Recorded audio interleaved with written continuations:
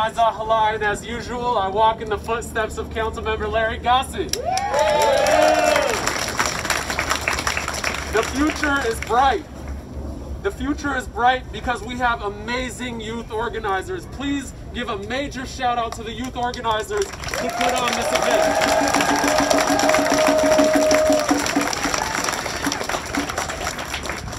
The future is bright when young people like Anson and Deborah and Kang are leading the way. They're paving the way for a paradigm shift, for a culture change.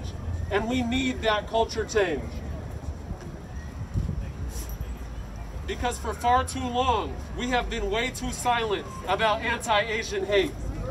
All around our nation, our Asian neighbors are being harassed, taunted, and attacked.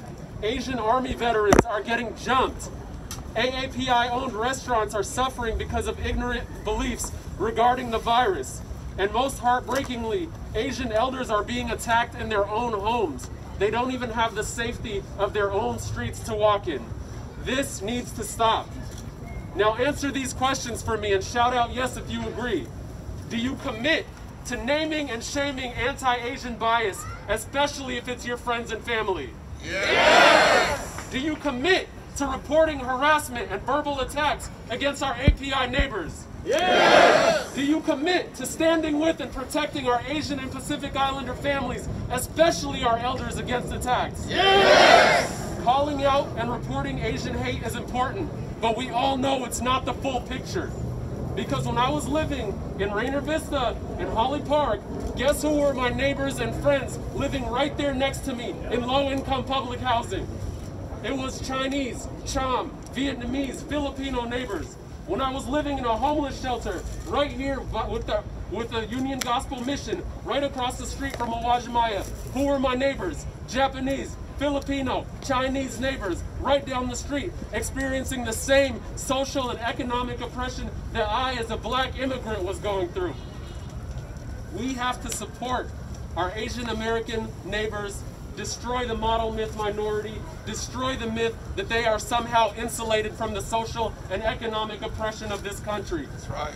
We have to support API-owned businesses which are struggling because of racism and xenophobia.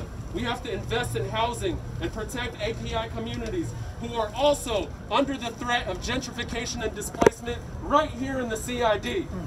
We have to fix the economic conditions that lead Filipino nurses who make up We have to fix the economic conditions that lead Filipino nurses to make up 33% of COVID deaths when they are only 4% of the nursing population in the United States.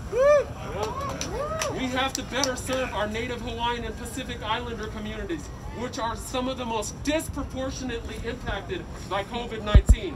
And today, we all stand together, not only to call out hate and harassment, but to fix these economic conditions that continue to brutalize and displace our API communities.